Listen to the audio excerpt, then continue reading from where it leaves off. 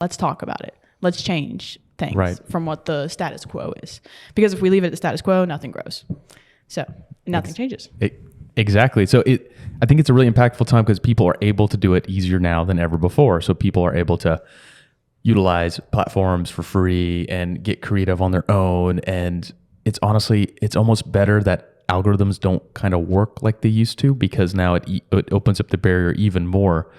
But on the flip side, like, what are some of the cons to that, in your opinion? Like, there are cons to this, this type of work in general, because everybody kind of lives on social media, and it can warp kind of your perspectives. Like, it's warped my perspective a few times where I'm like, man, why am I feeling down on myself?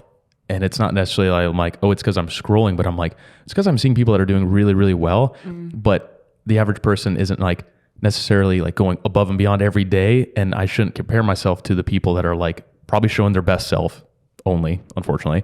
Yes. And then sometimes like, hey, they're just going to be really good at other shit that I'm not even interested in, but somehow it affected me. Like, what's up with that? It just happens. Yeah. There's a big con that it came very obvious yesterday. I had a very close friend. She does the same thing I did. She was an Arizona National Guard recruiter for a while, and then she got out of that, and she honestly stopped being a recruiter because social media was taking off so well that her possibilities and stuff were endless. She got out of recruiting. She started just doing full-time influencing, and everything looked perfect. And then yesterday she took her own life, and I had a hard time understanding why, because I've never been in that dark of a place before.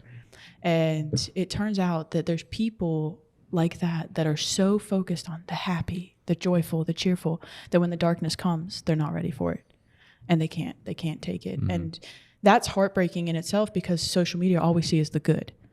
So that's a huge thing with my social media, is I'm very vulnerable about how I feel. Like, if I'm mad, if I'm happy, if I'm frustrated, I'm not afraid to like reach out. But everyone else is. Like, that's a huge thing. It's like, how am I supposed to look? And so I think that's a big con, is like this idea of what it's supposed to be and who you're supposed to be. And then when you're not for a moment, you just break. And so that's a big con. Also, the friends I had before I became this person on Instagram, which I'm not even that big of a person on Instagram, but we're growing, and we're going to keep growing simply because we're going to keep it real and genuine.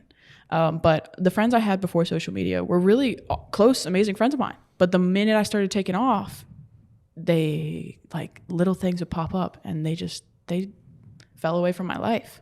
And whether it was like female NCOs that I was really close friends with, and they just would get bitter and have every type of reason to be upset and angry. And I couldn't understand why.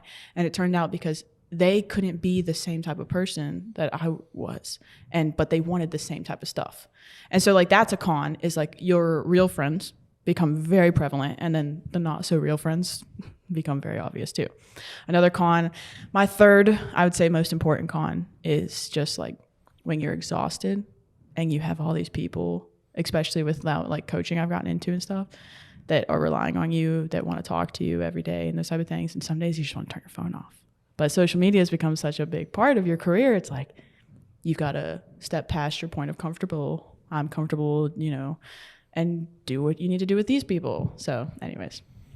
Yeah. I think you could probably relate the most to that too, because your job, relies more on that than mine. Yeah. I do feel that when you've got people that are like under your wing, and from an online perspective, they kind of have access to you like as much as they want, or as much as you'll allow. Mm-hmm. And I have 34 people now, and no one's ever texted me at 2 a.m. about, because it's, no, not yet. I get this a lot. Really? Oh my gosh, midnight calls all the time. When I was in Europe, at the time difference, I had people texting me at what my time was 2, which is like, I think 8 here, okay, which still is late.